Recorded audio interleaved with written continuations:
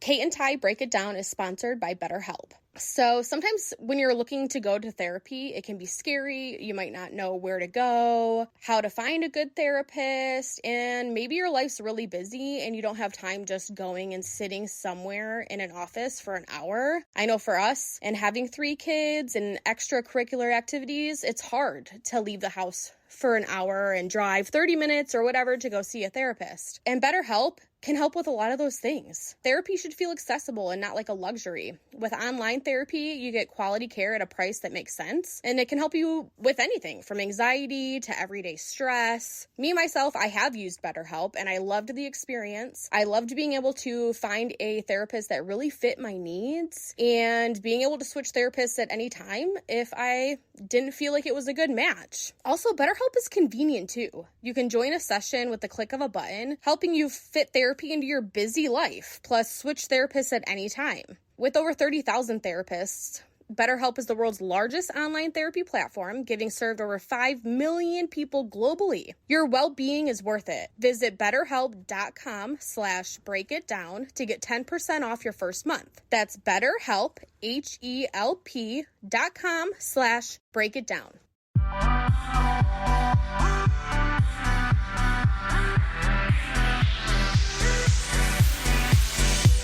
So we have here Kelsey. Thank you for coming on Cate and Ty Break It Down.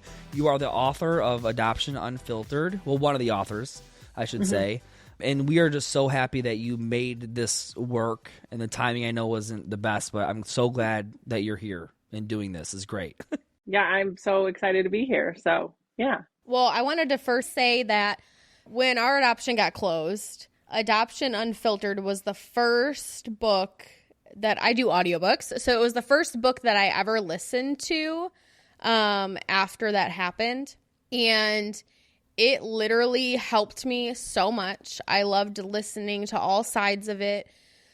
And I remember I was driving home in the car one day and I was texting Tyler, texting to him. And I was like, I feel so bad for what we not knowingly put Carly through as like a child and an infant. When when the book talks about just like the pre-verbal traumas and how the cortisol levels rise in the babies and all of those things, like I was just blown away. And I think it's just very eye-opening. I love how it talks about all sides of adoption. And yeah, I really, really loved listening to this book because it just educated me on so many different levels. Well, I think the reason why it's so important, too, is because, there's 3 authors. We have a birth mom, we have an adoptee, we have an adoptive parent. So I feel like the book does a good job of just making sure all those bases are covered and not one side is kind of like left out. But I will say I feel like some of the stuff in the book was hard as birth parents to hear, especially when we didn't know about any of this stuff. And we almost had to kind of break through our own birth parent fog of our own, I feel like, in a way, if that makes sense to you. No, I did that while I was writing it. Yeah, I bet. It was such a group project, and I was learning so much about the adoptee side.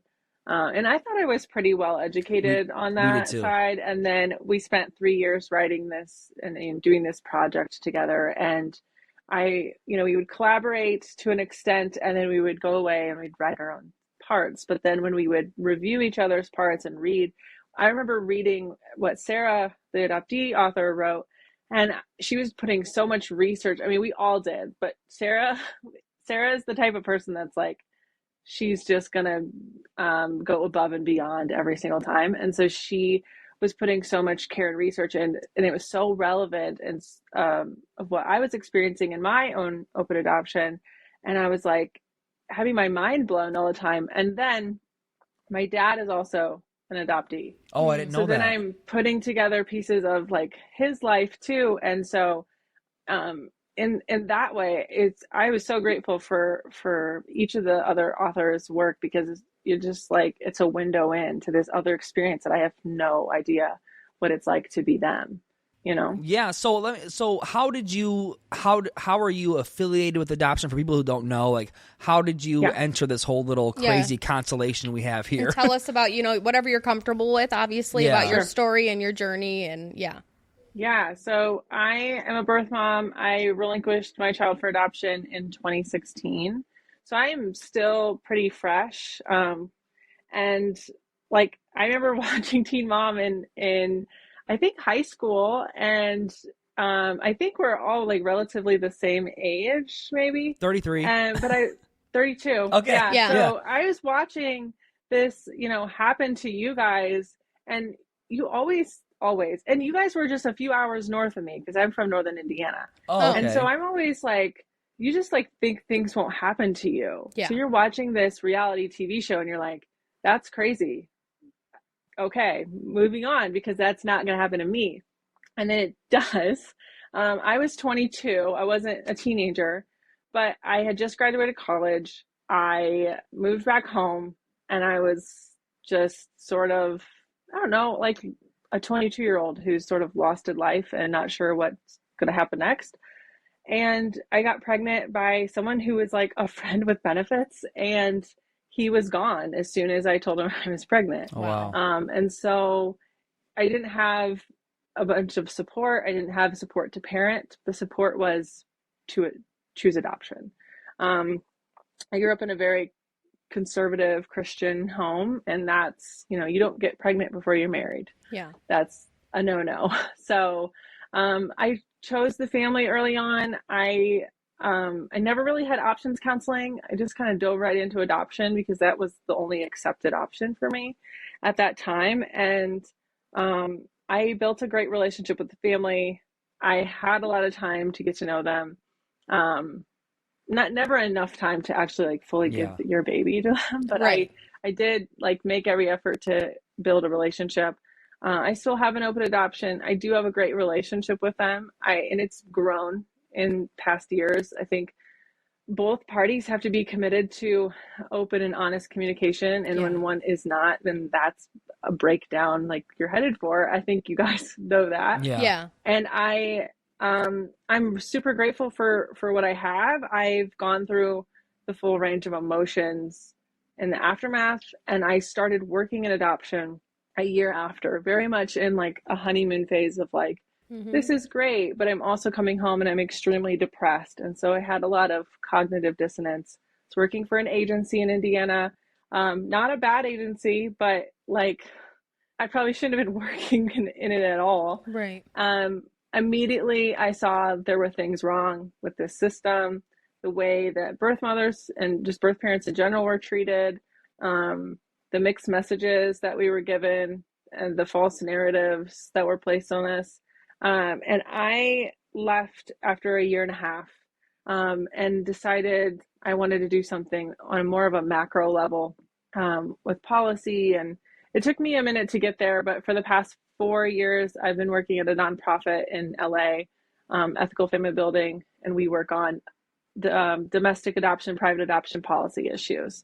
I'm also the daughter of an adoptee, and I'm the fourth consecutive generation in my family to relinquish a child for adoption in one bloodline, in my paternal bloodline. Wow. So there's a lot of separation in our family that we deal with, and sometimes we don't deal with. And that has, lasting effects on not just, me, as I found out in past years, is like my daughter now that I'm parenting. And, the separation is absolutely, without a doubt, the hardest part of this whole journey is, with the space in between. Now, did you I know you mentioned you grew up very conservative and in a Christian, did you feel any like religious pressure when you were pregnant? Because you said it was the only option, you just dove right into it, and that's kind of surprising that there was no other thought, like even parenting like that.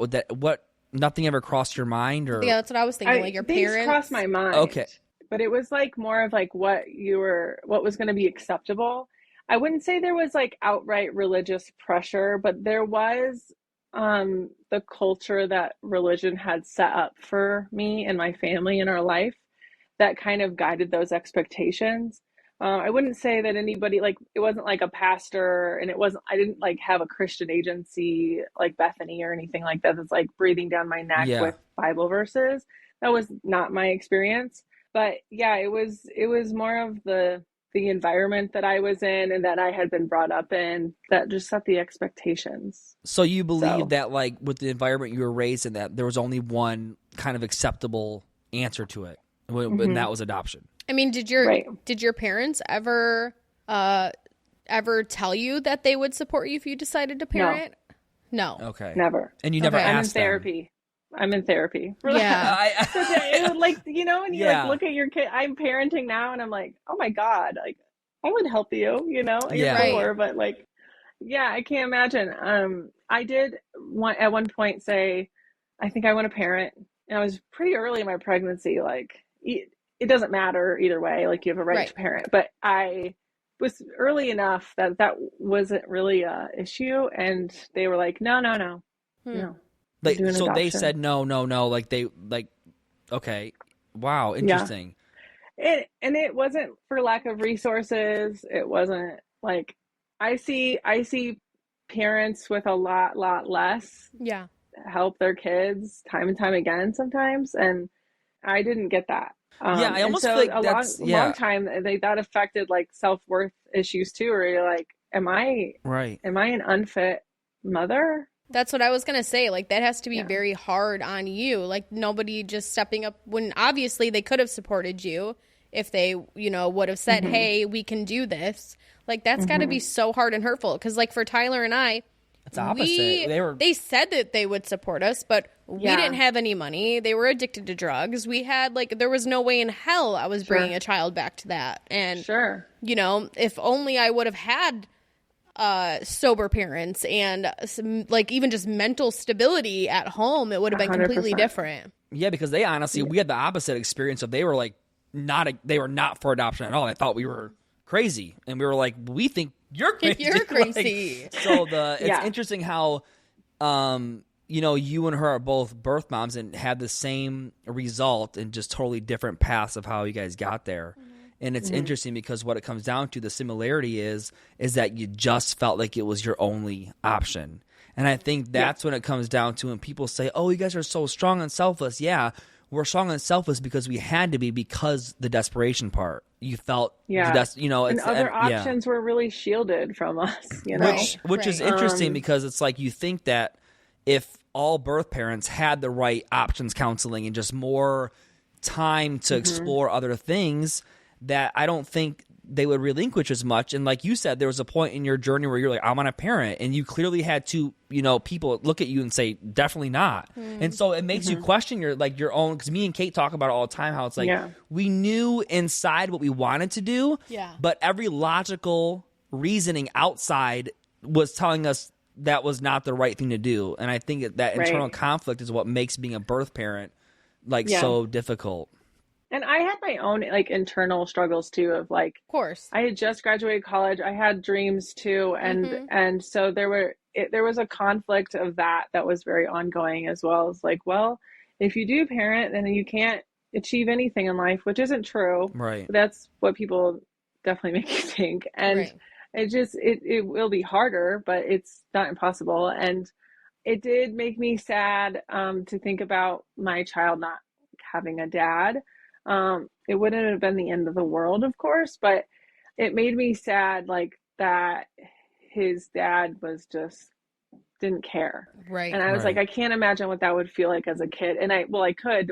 My best friend had a dad just like that. And I thought that really put a perspective on me too, that I was like, I want him to have a dad. But unfortunately, adoption also means that you don't get to be the mom in this situation either. And so there were a lot of really difficult things and just internal conflicts that you face as you're pregnant and you're trying to make this decision.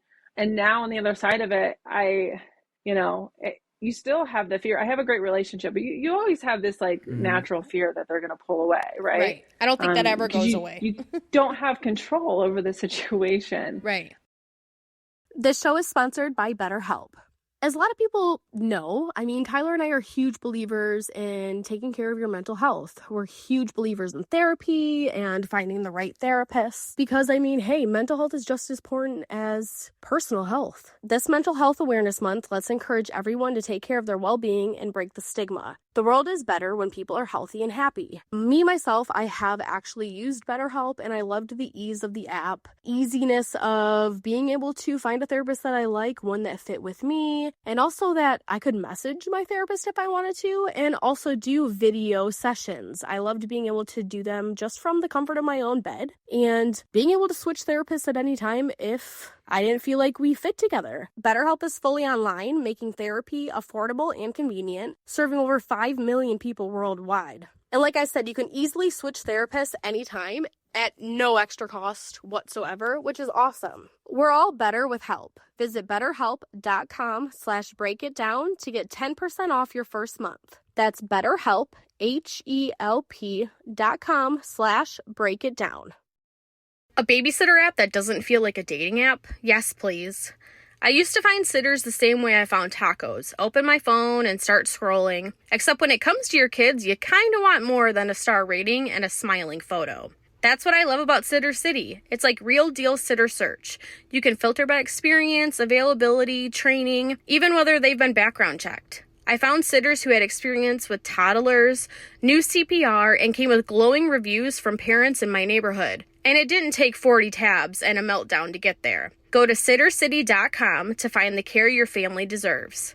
Breathe easier knowing your kids are in good hands. Visit sittercity.com today. But I do try my best to make the best of it and cherish every moment I get with him, because I know that not everybody has that. Yeah.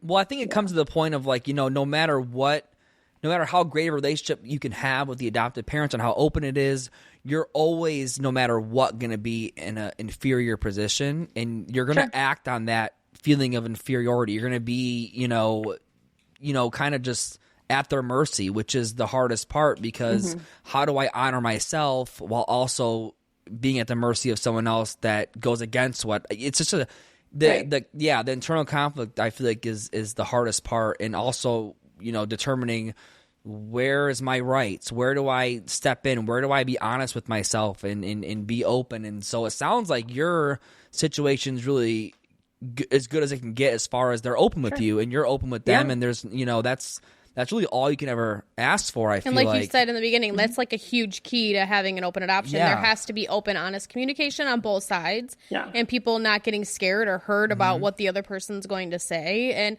man, it's a tough thing to maneuver, for sure. Yeah. There's a total mismatch of messages that we get with, like, when they are marketing open adoption to you and then when you're actually in open adoption. And so, like, for example, they always pitch it open adoption like, you're in control. You can choose the family. You can choose how much contact you get. And this is like, that's not true. No. Like, it's just not true. Or I was told, and like, then, you're in the driver's seat of this adoption journey, and it'll look and feel how you want it to feel.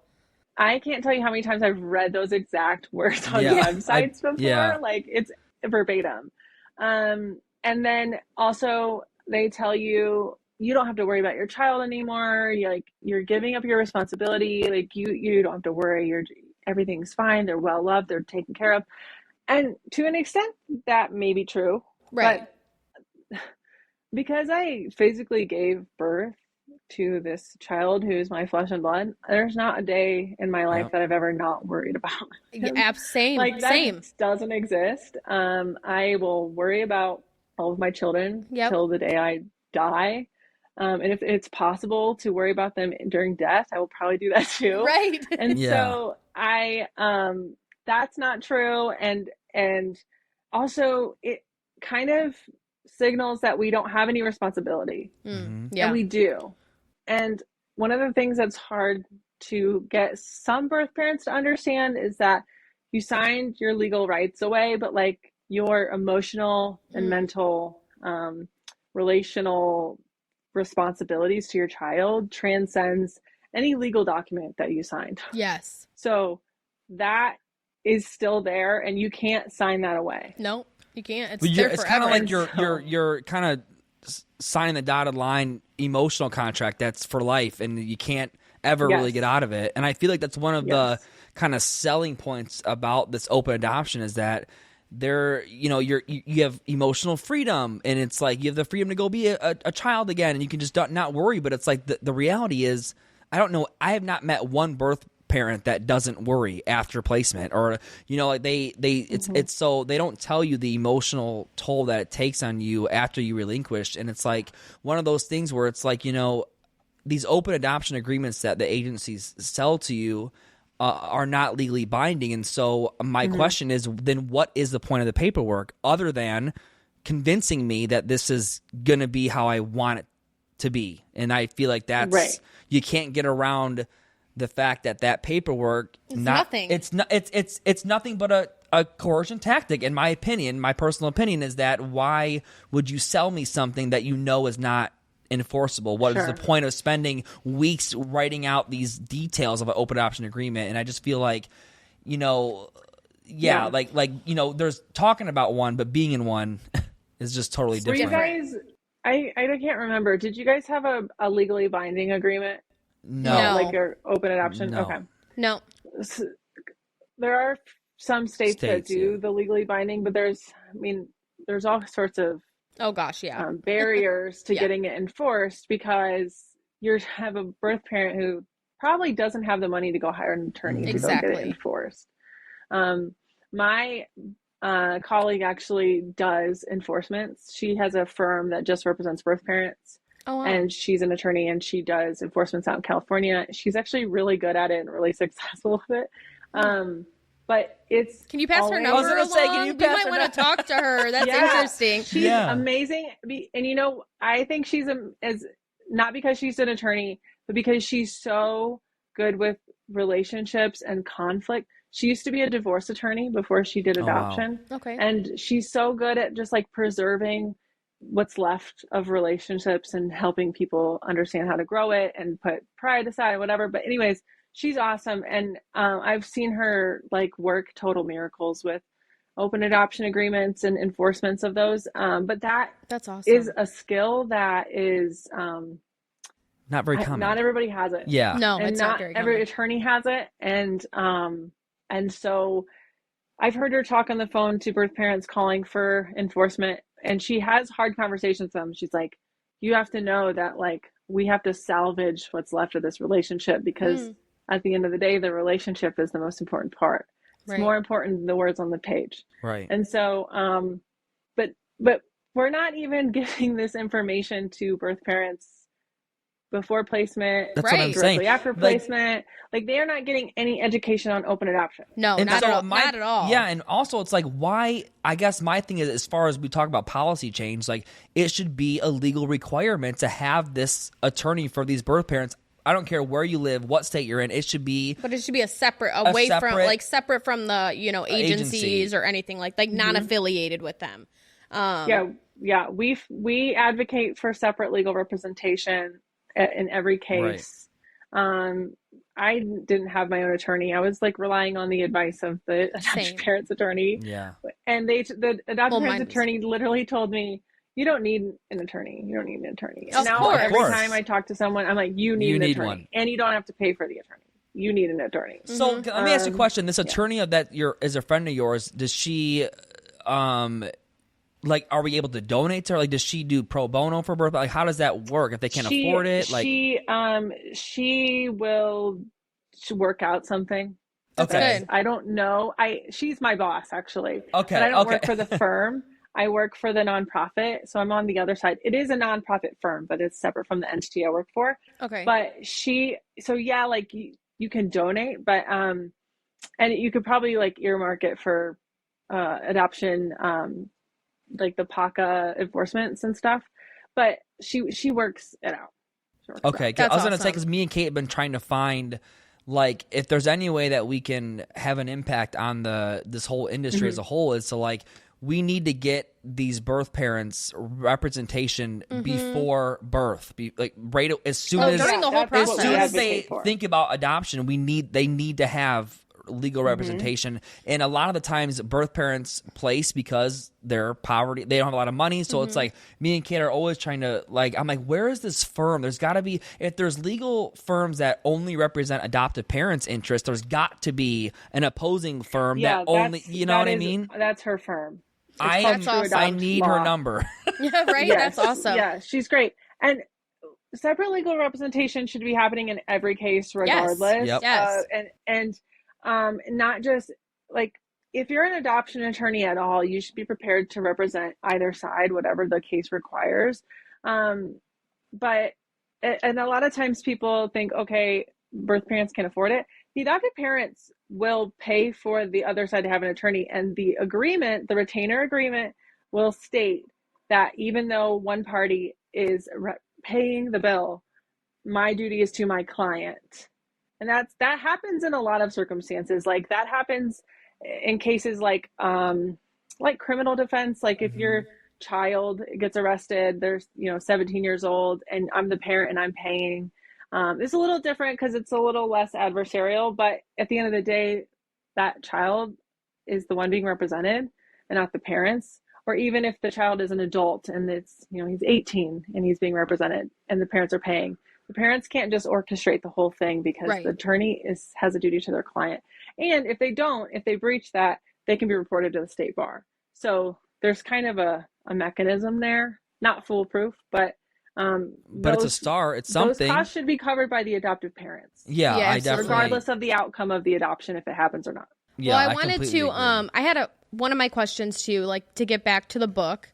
So when you and the two other authors met, what kind of inspired you guys to even start writing the book in the first place? What were you seeing with adoption, and what made you guys feel like this is super important to put out into the world for people to read? Yeah. They started the idea on their own. Lori and Sarah did. They brought me on, after talking about it for a few months, they were looking for a birth parent to write that section. And, I spoke at a conference, and that's how I met them. And then they emailed me and they asked me to write it. And I said, yeah, I also have a hard time saying no to things. So I wasn't sure if it was going to happen or not. I was like, yeah, sure, I'll write a book for you. But then it ended up being great. So we kind of saw this need for, it was a period of time. It was 2021. So pandemic still. It was early 2021. And we're still dealing with the fallout of 2020, like this reckoning of 2020, right? With the George Floyd, and everybody is dealing with this trauma that they're watching out front, and they're bleeding out on social media. Like everybody is publicly dealing with things, which was very new when you think about recent years beyond 2020. So we were watching in the adoption community, especially, people having this own personal reckoning with their own adoptions or with the concept of adoption.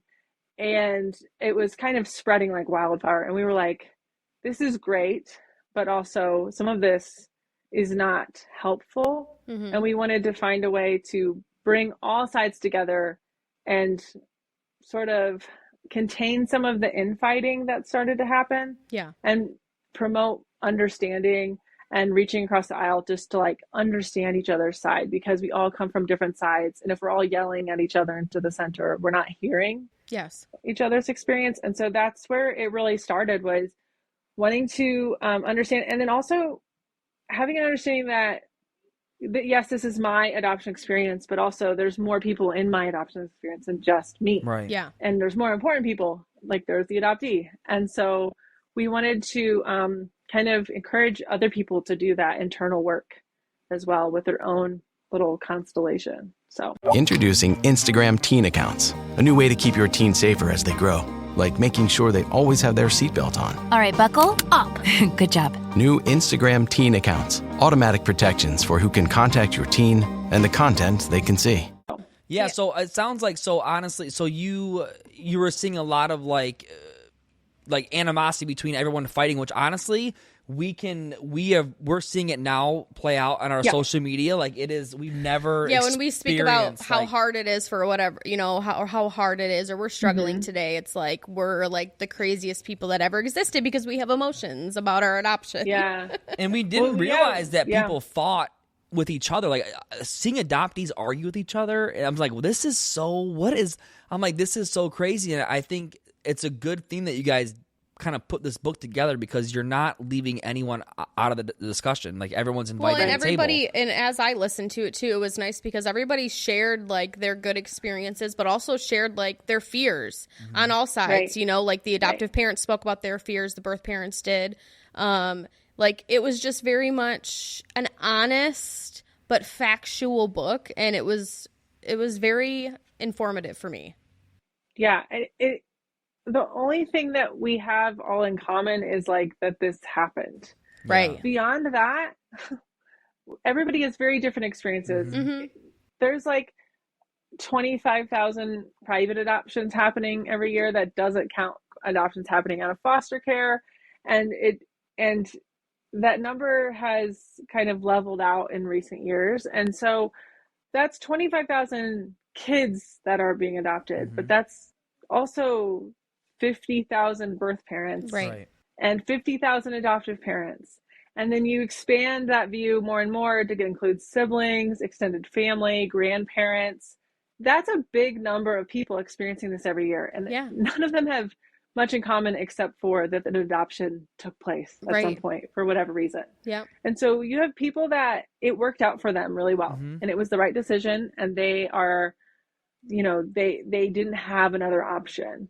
And then there are people that they don't think that was the right decision. And there are people that live in the middle. Yep. And so when everybody talks over each other as this is the truth for everybody, even though it's just the truth for them, it's like there's not much productive conversation and learning happening. Well, I actually feel like the productivity gets drowned out by everyone saying that their truth is everyone's truth, and there's just so much nuance that you can't categorize it or label it. Well, and so much pain. And yes, so much pain. And especially with adoption, like you will never find two stories that are alike at all. Like, you know, they are all completely different and unique to the person. So yeah, it's for people to argue about it, that this is the right way and I had a great one, so I don't understand why you did. And it's like, just if everybody could come to the conclusion that your story is different than mine, my story is different from yours, but at the end of the day, we are all feeling these feelings, and those are valid. Yeah. Yeah, and I also think the advocacy work gets like, people get really very passionate about defending if you advocate or not, and what you're advocating for, if that's adoption reform, that's adoption, you know, abolishment. And I want people to understand that this book is not anti-adoption. No. It's not, you know, I don't think any of us are trying to sit here and spew anti-adoption rhetoric at all. We're just trying to give people who possibly might be in an adoption situation all the information that we kind of feel like we didn't have, or we wish we would have had, you know, so it's important. What people feel on all different sides of an adoption too. I think that even like, cause I would say that like I have had a good experience. Like I have a great open adoption. I have a great relationship, but I can still look at other people's stories that are not good and be like, there's injustice in this story. Right. You deserved better than that. Your child deserved better than that. And we want to make sure that this doesn't happen to other people. Like that's very much the angle I take. And you're right. Adoption Unfiltered is not anti-adoption.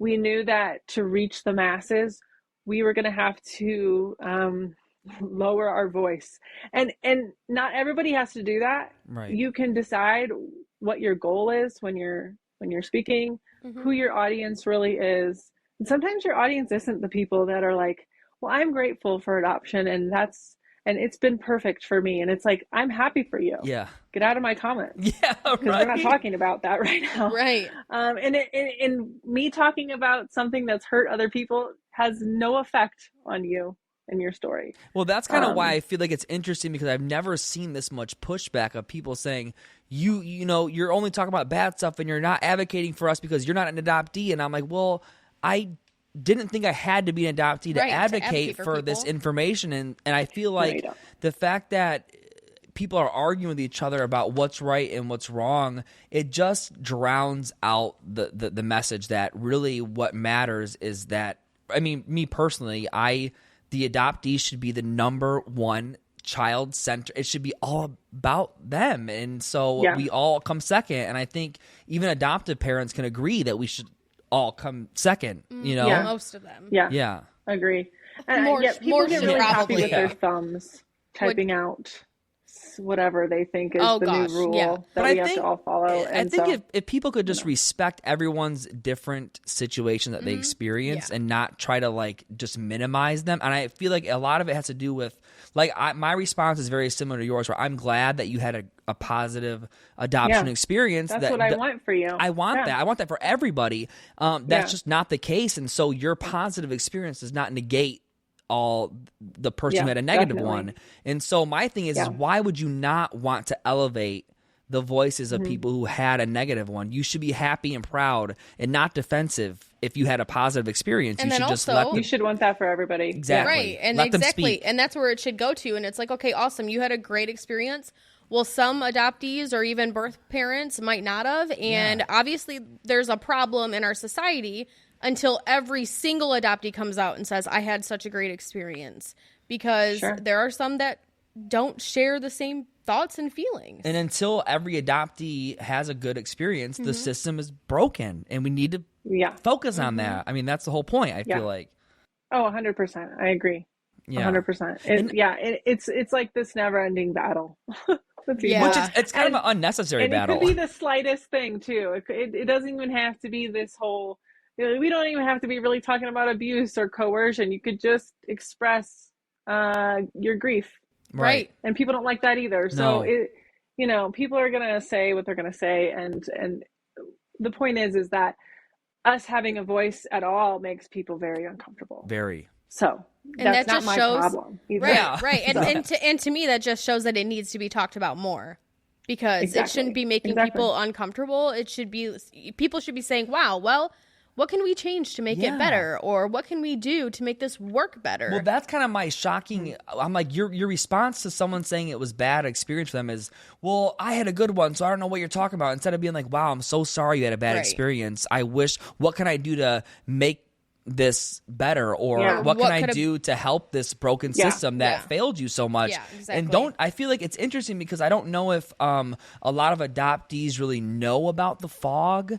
And I don't know if that's a general thing that they know about, because I happen to feel like when I'm reading a lot of those comments that are, attacking other adoptees who had a bad experience, it's like you're operating from a place of, I don't know if you really know about the fog at all. Yeah, you know what? I always have had a weird just relationship with the term like coming out of the fog too, because everybody. It's such a process and everybody does it in their own time. Yeah, and so sometimes I see it get really weaponized towards people who are still in it.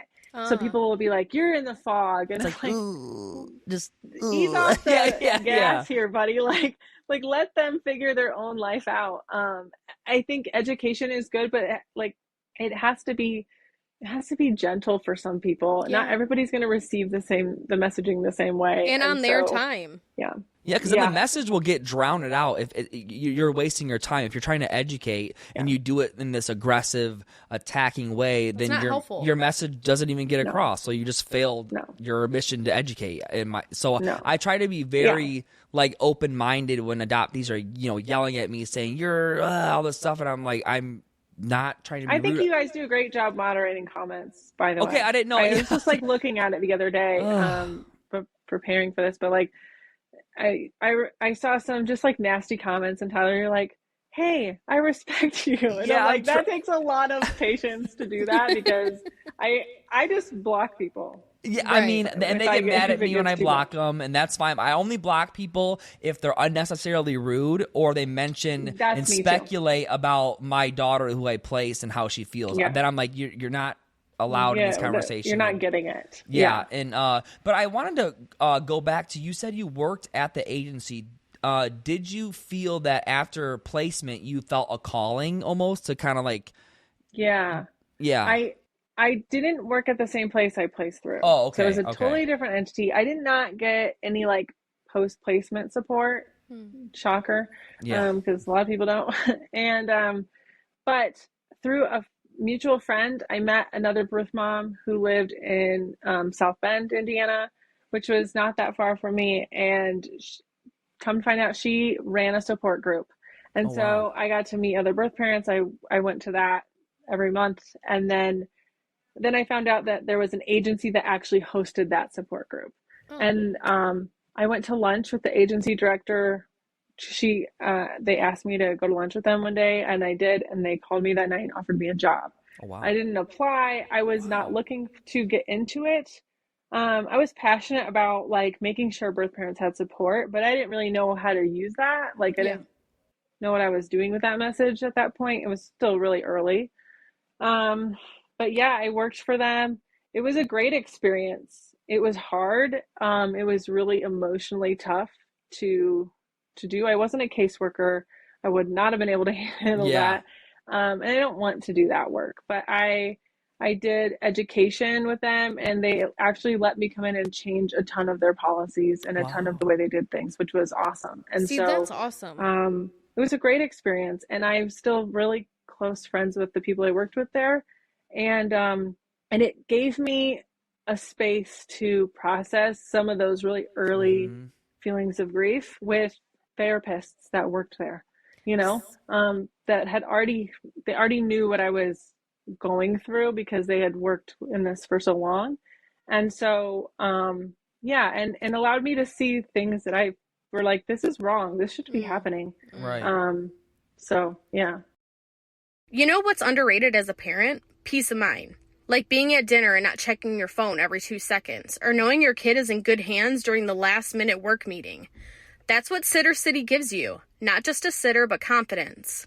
The kind that comes from verified profiles, real parent reviews, and a support team that's not a chatbot. Whether you need backup during school breaks or someone to be a part of your regular routine, Sittercity helps you find your person, and trust me, once you do, everything gets a little bit easier. Go to Sittercity.com and take the guesswork out of finding care. Breathe easier knowing your kids are in good hands. Visit Sittercity.com today. Craving your next action-packed adventure? Audible delivers thrills of every kind on your command, like Project Hail Mary by Andy Weir, where a lone astronaut must save humanity from extinction, narrated with stunning intensity by Ray Porter. From electrifying suspense and daring quest to spine-tingling horror and romance in far-off realms, unleash your adventurous side with gripping titles that'll keep you guessing. Discover exclusive Audible originals, hotly anticipated new releases, and must-listen bestsellers that hook you from the first minute. Because Audible knows there's no greater thrill than the one that speaks to you. Discover what lies beyond the edge of your seat. Start your free 30-day trial at audible.com/WonderyUS. That's audible.com/WonderyUS. Yeah, see, I feel like for birth parents, after you go through placing your child, I feel like we tend to navigate towards, something involved with adoption to help heal. Because same thing, like after Tyler and I placed, we spoke around the country for years about our adoption journey, and we were just constantly speaking on a stage like we did the best thing and this is why we chose it and la la la. Yes. It was almost like we were kind of like, we always say we were kind of like brainwashing ourselves in a way sense into healing. And then you go home and you kind of fall apart. You do. I don't know if that was you guys too. No, but that was me. Yeah, you almost feel like imposter syndrome a little bit because you're out there and but then you go home and you're like, I'm not talking about how I'm sitting here miserable at home, and it's a weird feeling to have, I feel. But then I feel like after was speaking at like pro-life events, and I'm not pro-life now. Same, we were too. Same, we did the same thing, and that's why. And I'm like, what was I doing? I don't know. But they get you then, and then they're like, oh, come talk to us. And in the book, I remember I wrote something like, there's 2 stories that society really wants to hear from birth parents. They want it, or not from birth parents, but about birth parents. Mm-hmm. They want to hear about your time in the hospital, your time being pregnant, and how that selfless choice that you made.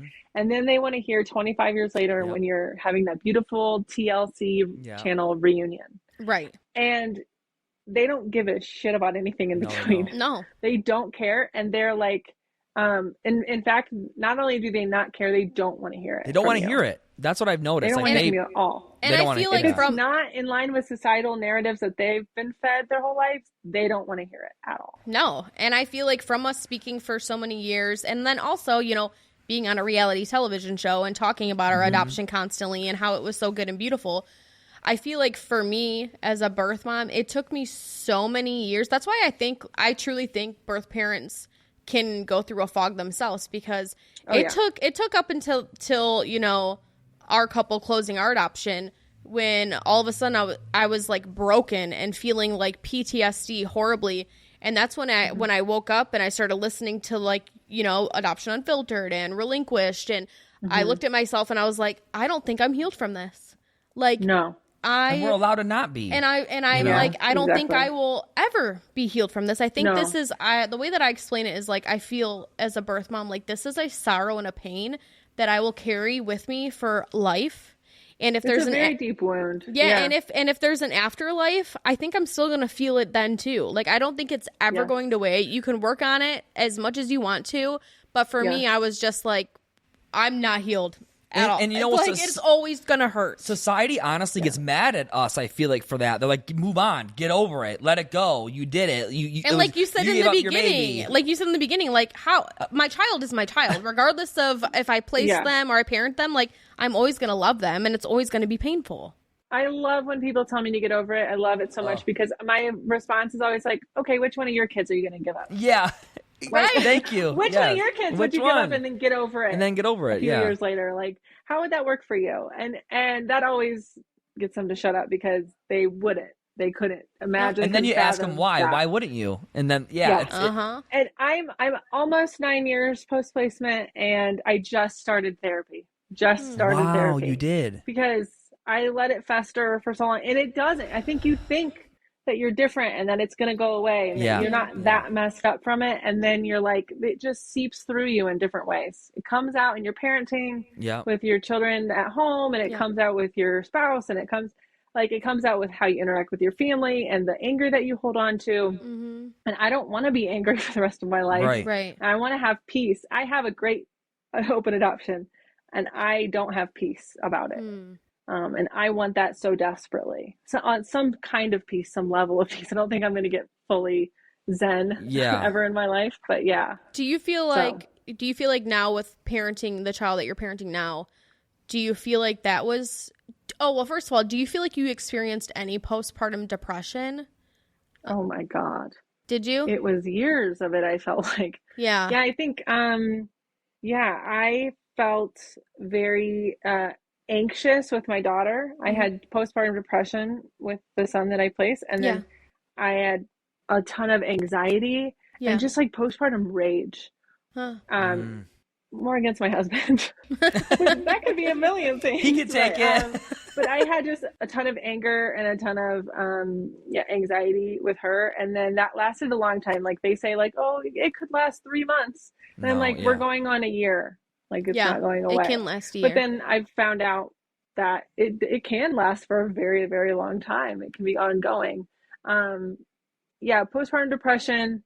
And I had this naive belief that when I had my daughter, that not that I knew that it wasn't like a replacement, right? And I knew that it wasn't like going to all be resolved, but I did feel like there was going to be that part of me that yearned for someone to nurture, that was going to kind of go away, and it didn't fully resolve, obviously. So, but with my daughter was also a pregnancy that was not planned. We were married, but we just had gotten married, 3 months prior, and the pandemic started. Oh wow! 2 weeks before I found out I was pregnant. Oh, dang. Yeah, I was curious. I was curious about the postpartum depression, because, like, looking back on my adoption journey, like, I do feel like I went through postpartum depression after placing her, because, I mean, who wouldn't? I feel like, almost in a sense. Oh yeah. But then also, just more recent, I struggled with postpartum depression after Nova was born, and then, you know, just most recently finding out that a lot of birth moms experience postpartum depression after placing a child, and it was all just like clicking with me. I was like, well, of course, like, your body is remembering all this trauma from the first time you had a child. Like, of course it's going to trigger things within your mind and your nervous system. And so also, like, the whole postpartum stuff, but also as you've been raising your daughter, has any of the milestones or anything that she has gone through, has any of that ever felt triggering for you as a birth mom? Oh yeah. I think maybe triggering isn't the right word, but I think it's like a reminder of the sadness. Yeah. I don't think I've really been triggered. I meant like a set me off. No, I mean like emotionally triggered. Yes, Yeah. like emotionally. Mm-hmm. And now that my daughter's able to have a relationship, she asks questions, and you know, they always ask questions before you're ready for them to start. I know. Asking questions. Yeah, they do. They do. And so you're like, what did you say? I didn't prepare for this. So yes, and there's always, I say this all the time, that like, there's always someone in my home that's missing. There's someone that's not sitting at our dining table. There's a bed that's not there, you know. And so and I very much feel that sadness. And so it's hard to move beyond that. And there's a part of you that doesn't want to, because I don't want to, you know, that's my child. I don't want to like mentally leave them behind. Let go. Or it's one of those things where it's like you want to let go, but you don't want to let go. But I also think it brings up a good point that nobody talks about post-relinquishing parenting. Like you post-relinquishing and then I'm going to be a parent eventually some years down the line, and how that literally will bring up so many things. Well, and affect your children. And right, like you said, your daughter's 4, right? Okay, and so I want people to understand, at the young age of 4, she's already asking questions about her sibling who, you know, like I think people get it confused where it's like, oh, well, you implanted all these ideas in your kid's head to know that there's a sibling out there, and why did you tell them and that they have a, you know, sister? And it's like, we didn't really do anything. It was, we have pictures in our house. We talk about, we celebrate her birthday. We celebrate her birthday, and so. You know, the post-relinquishing parenting does not get talked about enough, or how you don't really realize how it's going to affect your future children. I never thought about that until I had children. A sister that was she was adopted by a step-parent, but we never knew each other until I was like 16. She was 9 years older than me. We're as close as you can be with your sister that you didn't grow up with. But I found out about her when I was 12, but I had already found her pictures buried in the back of a closet, and it was too many pictures for it to not be a sibling, but it was sort of like a fantasy in my head that like this was my sister. But I was obsessed with going, when my parents were not like paying attention, to go and find pictures of her, this little blonde girl, her school pictures through growing up and everything. And I was like obsessed with like, who is this person? Is this my long lost sister? And it was. Wow. And so I know that pain too, as the child that was parented. And I'm like I know what's happening with my daughter. The only difference is that we've told her from the very beginning. She doesn't have all the details, but she knows that she has a sibling, and she has a relationship now as well. We have a picture of them together in her room. And this weekend, she's like, I need you to change my bookshelves around because I need that picture right by my bed. So I had to move everything around. And we're like, okay. But it is painful for them. And a lot of times when, you know, they're 4 years old, they're asking questions, but they're not really expressing exactly how they feel about things. Right. I think people kind of I think people get it confused where it's like, you know, post-relinquishing our child and then parenting later on, they're like, you're not doing a good enough job by shielding your children from this exposure. Why would I shield them? And I'm like, I'm so confused. You're acting like me talking about the daughter we placed, and also this child's full-blooded sibling, that like we're wrong for it. And I just feel like, where did this idea come from that it's our fault for trauma? Like, we're not. They act like we're traumatizing them. Gonna parent in secrecy, and that's what my parents did, and I don't like fault them for, they didn't really know what they were doing, right? Like nobody knows, but they definitely didn't have any idea. Like they probably shouldn't hide that. Today, the beverage aisle looks a lot different than it used to. America's beverage companies are working together. We're delivering the options everyone wants. In fact, nearly 60% of beverages Americans buy have zero sugar. You'll find more variety than ever, including more of your favorites, now available with zero sugar. You'll also find more sizes and clear calorie information on the front of every can, bottle, and pack. We know when it comes to finding balance, the more choices, the better. From us. Right. And I've experienced the secrecy part of it. I don't like it, and I'm not going to do that with my kid. And kids are not kids are resilient enough. Like, you can tell them the truth. It's actually much more preferred to tell them the truth than to hide things from them. That's betrayal to them, to anybody. Because that's what I was going to say, like, you know, for Nova, because obviously first with Nova, but with all of our kids, like, we've always had pictures of Carly all over our house. You know, she's all over our house. We celebrate her birthday. She's talked about all the time. And so Nova just kind of always, you know, her being the oldest, she's always been raised knowing her. And so is Veda. Like, Veda will go around the house and be like, that's my sister Carly. And, like, you know, point at pictures of her and stuff like that. And it would just, when you raise them for it to be normal, it just becomes normal. Like, Nova would ask certain questions and I would answer them very truthfully to an age appropriate, you know, way, and she would understand them because kids are smart. I'm sorry, what are you guys supposed to do? You're on national television. Right. What do these people think you're gonna do? Like, your kids like, no, that's AI actually. Right. And it's not real. And like, and there's cameras around, like, what are they? I don't know. And so people don't think before they speak. No, and it's funny because for people to think that it's like traumatizing your kids, it's the total opposite. If we would hide her and not talk about it, it would be traumatizing. But it got to the point where, like, you know, I would take Nova to her piano lessons and some random lady would walk in the door and Nova all of a sudden would be talking to her and she'd be like, hey, you know what?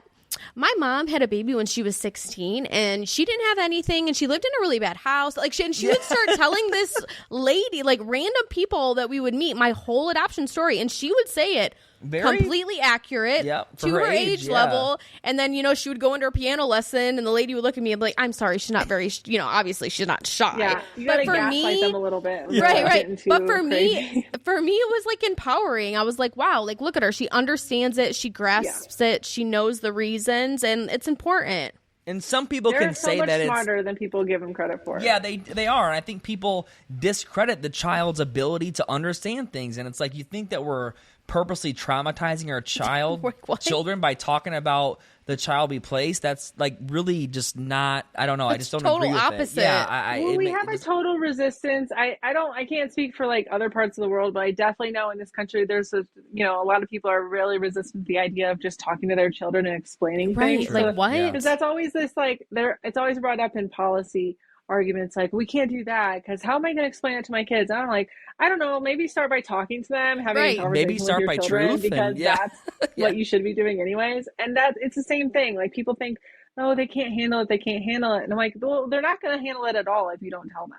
Or the other thing that I love is, you know, if you place a baby for adoption, God forbid you ever have children ever again in the future. You're not allowed to have any other babies. How dare you? Yeah. Yes. That's another one that blows my mind. Well, and that's the other thing that we do in this country all the time too, is we like to punish everybody and we like to point out who deserves what punishment. Right. And so for us, it's like, oh, you did this.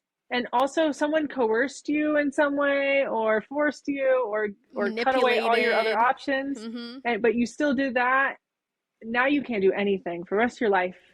It's like they ignore all the other unethical things that happen, but they're going to focus on it just doesn't, some of the stuff doesn't make any sense. And the more that me and Kate talk about it publicly, like we're doing right now, it's like, it's just, I'm still shocked that we have so much more work to do. Mm-hmm. Like, there is so much more work to do. Yeah.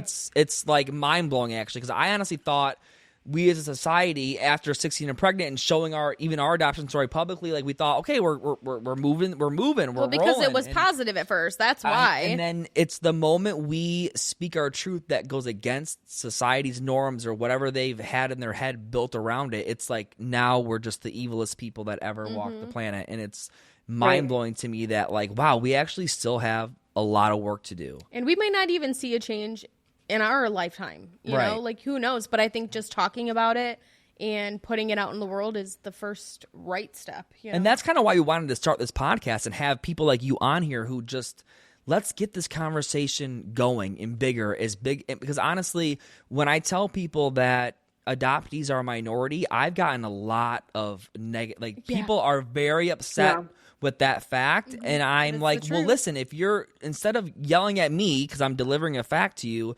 question why this fact is making you so upset, because it's important that you understand that, less than, it's 2% of adoptees out in the whole world but they're 33 times more likely to commit suicide than any of their peers. And that's a really strong statistic that we should be talking about. Like it's a thing. And so it's like, you're getting mad at me for delivering the facts, but let's focus on the facts. Like, that's a problem. And honestly, some of those facts in the beginning of the book really just threw me for a loop. I felt like a complete shitty mom and birth mom it did for not knowing these things. I was like, oh my gosh, I placed her for adoption. How would you have known? That's what I mean. It was like, I placed her for adoption and she's already going to have trauma for that, but now even more likely to become a drug addict, more likely to struggle with mental health issues, more likely to commit suicide. Even in the most positive of research even in the most positively slanted, biased research that comes out about adoption, about how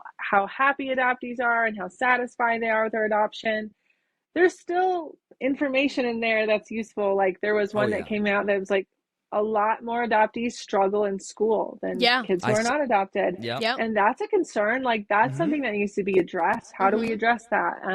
And so, there's a disparity. Yes, and to go off of that, I think what made me upset and angry the most was that birth parents aren't told these things. None of it. We aren't told about the struggling in school or the struggling with, mirroring or anything like that, like genetic mirroring or, just mental health problems. Like, they don't tell us any of that. They don't talk about pre-verbal trauma. Right, and it goes back to the fact of like, well, if we knew all of these things and all of the struggles that, adoptees go through, that it probably wouldn't exist. And so that's where, just me coming out of my own stuff, I was like, oh my gosh, I feel like I was kind of manipulated in certain areas and that I was lied to in certain areas. And it was just something very hard to get slapped in the face with, like with learning everything. But it's almost like you got to withdraw from the fantasy that you built in your head around it as a birth parent. Like you've justified your decision so much that when you get hit with certain facts, you're just like, whoa. Well, and you want it to be the right decision, right? Because for all the pain that you've gone through, and then also for what your child may or may not experience as a result, you want that to be the right thing because you can't take it back. Right. You can't go back on it. You want it to be the best possible outcome for them. You don't want them to struggle. But whether or not that happens is a lot of times out of our hands. And that's what's really hard to grapple with. But what we're in control of is educating and spreading this information. I guarantee if Adoption Unfiltered book and we read it before we placed, things would look a lot different. So I think it's important,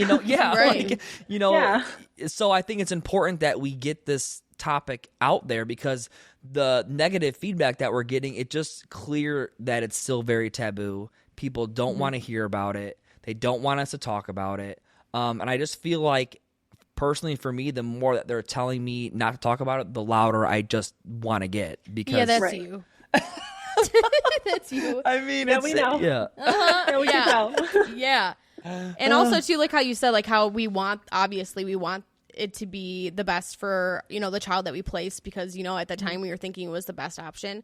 It does go back to about openness and for adoptees that are adopted to be the most whole and emotionally secure and healthy adoptee. There has to be openness and there has to be communication on both sides. As long as it's safe enough to do so. Yes, and because, if statistics have shown and, research has shown is that is the most beneficial for them to be whole people. And that's all that I wanted when I made this decision. That's what I want, Right. Like, I just wanted her to be whole and happy and healthy, and you have to communicate. Yes, absolutely. Man. It's a journey for sure. It really is. But do you get to have like face-to-face visits with your son that you placed? I do. Oh, that's so cool. Yeah, we live far away from each other because I'm in California now, but yes, like once or twice a year. Probably. Oh, nice. Yeah. Okay, that's great. And that's cool. Your daughter gets to come and it's special. It's like we've become, they become good friends, and my husband, they love him and they love my daughter. And so it's been a pretty positive experience in that regard. And so, and can I ask you, like, what in your opinion has made it a positive experience for you? I think the relationship and watching, like being able to be part of that and watching him grow and watching, getting to know them better, because, how much do you really get to know somebody during a crisis pregnancy? Yeah. Right. But, and I don't know. I have my own personal, like, private feelings about whether or not certain things should have happened, during pregnancy and all of that. But I also can't take any of that back. And so I'm here now and very committed to seeing things through, doing my part and playing my role as whatever that may be from year to year.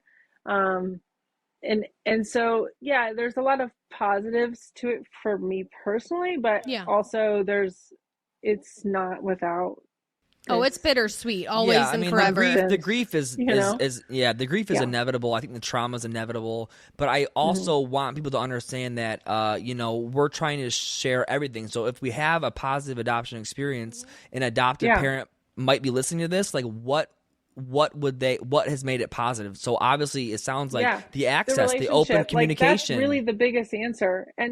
But I also want to make clear that, like, I don't share my positive story to convince you that this is the right option for anybody, and that I very much honor everybody's, like, experience, and good or bad or in between, and I never want mine to make people weaponize it and say, see, look what you can have. It's not set in stone. Right. Well, and just like you said, like, the happiness and the being gratefulness also comes with, there is pain and there's grief, and there always will be. It's always going to be 100%. Bittersweet. And always. I think also, even for adoptees, being raised, it's like you could have the best adoptive parents, the most trauma-informed parents, all the things, they honored openness, and the adoptee can still have trauma that they have to deal with. There's loss. There's loss that you deal with, and it's a loss of much more than just the two people, like the birth parents, but there's identity and everything, the mirroring and the extended family and the cultural participation. And, there's so much there. Like, it's stuff that if you were raised by your biological parents that you probably take for granted because you've never thought about it. You never thought about never ever being told that, oh my gosh, you look just like your mom did at that age. Like, or school projects. Don't hear that. School projects where you have to do the family tree. That's a very, very common thing that I hear adoptees say. That was when it hit me that I was way different, and that's intense, for them to deal with. And that it was hard for them. A lot of them say it was hard for them because it brings up emotions for them too. Just because they're kids, like, they still have emotions about it. Yeah. Yes. Yeah, I never questioned my belonging in my family. You know what I mean? We were lucky. But people do, and they deal with that. So, I wish it was something that people would just get it through their head, because it's actually not that hard to understand. That's what we're trying to do here with this whole podcast and having you on. And that's why I'm so thankful that you were able to make this happen. I know your schedule is busy. Yeah. So we appreciate it. So tell people where can they find you? Where can they find the book? So Adoption Unfiltered is on Amazon. It's on Bookshop. You can also find out more at adoptionunfiltered.com to see, like, whatever we're up to. There may be some events coming up on the West Coast in the late fall, so that's coming up. Maybe we can come there. Mostly. What'd you say? Maybe we can go to some of those events. Maybe you're invited. If we're welcome, invited. Okay. All right, she goes, you're invited. Okay, all right. I will keep guys updated. And then I'm on Instagram at From Another Mother, and it's like just how it sounds. Love it. And then I also have a project we've been working on for a year now called Utah Adoption Rights, where we are making an effort to let moms know in Utah specifically. We'd like to take it national someday, but in Utah specifically, how to advocate for yourself while you're in pregnancy, considering adoption, how to what your rights are, what the state allows you to do, and we get that information directly to them, to their front door. So that's awesome. Our work. That's what we do. Well, make sure to send us all the links so that we can share with all of our listeners. I'll send you everything. Yeah, okay, great. Yes, please do, for sure. And keep doing the work you guys are doing. I think it's awesome. Yeah, thank you. Yeah, we support you 100%. Yeah, for sure. And what you guys are doing is awesome. And thank you so much for joining us today. And thanks for having me. Yes, thank you guys so much. Thanks, Kelsey.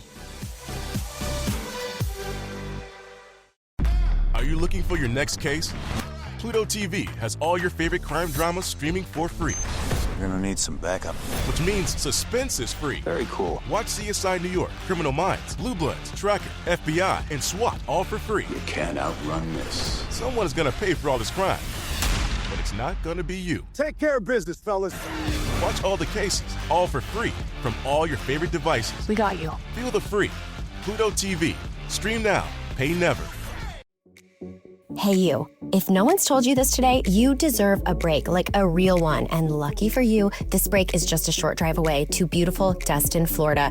And it's called Lady World. It's a beachside outdoor festival happening September 26th through the 28th. Picture this: beachside yoga in the morning, cocktails by noon, summer camp style crafts and activities, a gifting suite full of stuff for you, pickleball, and evenings packed with live podcasts and music.